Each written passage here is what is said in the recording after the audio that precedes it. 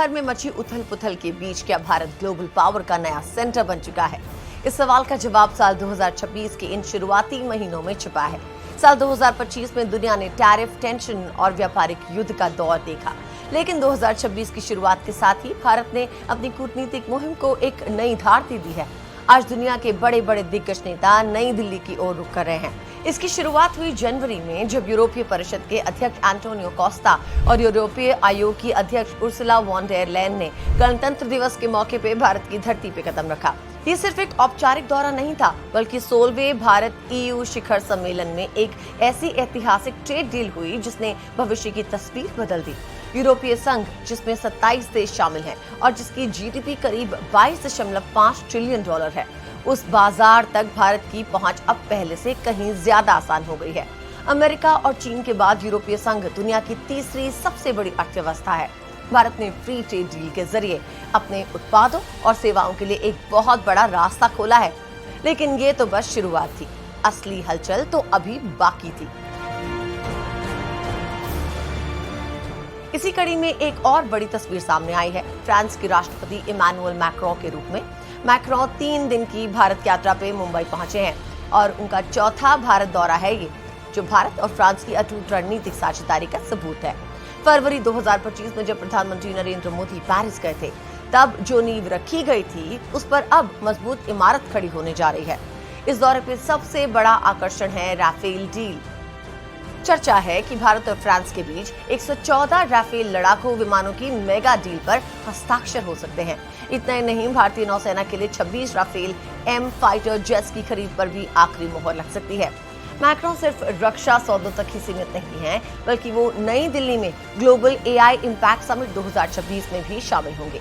Semiconductor, cyber security, digital infrastructure और space, इन तमाम क्षेत्रों में भारत और फ्रांस अब कंधे से कंधा मिला के चलने वाले हैं।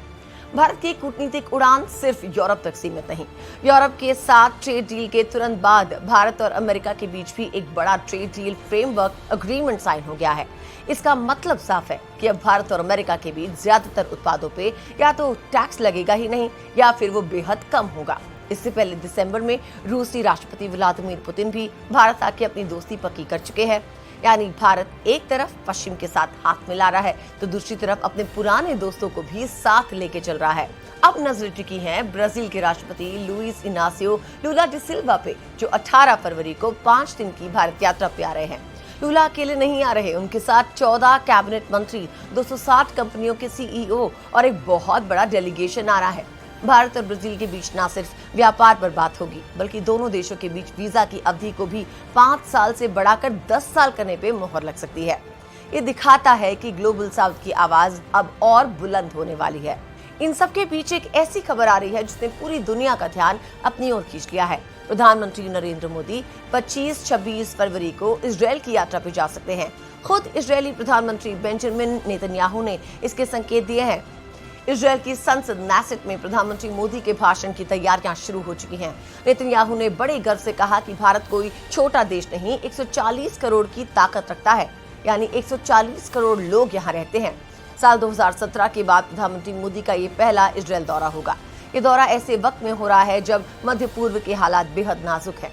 भारत की ये सक्रियता और दुनिया के बड़े नेताओं का दिल्ली में जमावड़ा इस बात की तस्दीक देता है कि अब वैश्विक राजनीति के मंच पे भारत सिर्फ एक दर्शक नहीं, बल्कि एक बड़ा खिलाड़ी है, जो अपनी शर्तों पे व्यापार भी कर रहा है और अपनी कूटनीति से दुनिया को शांति का रास्ता भी दिखा रहा है।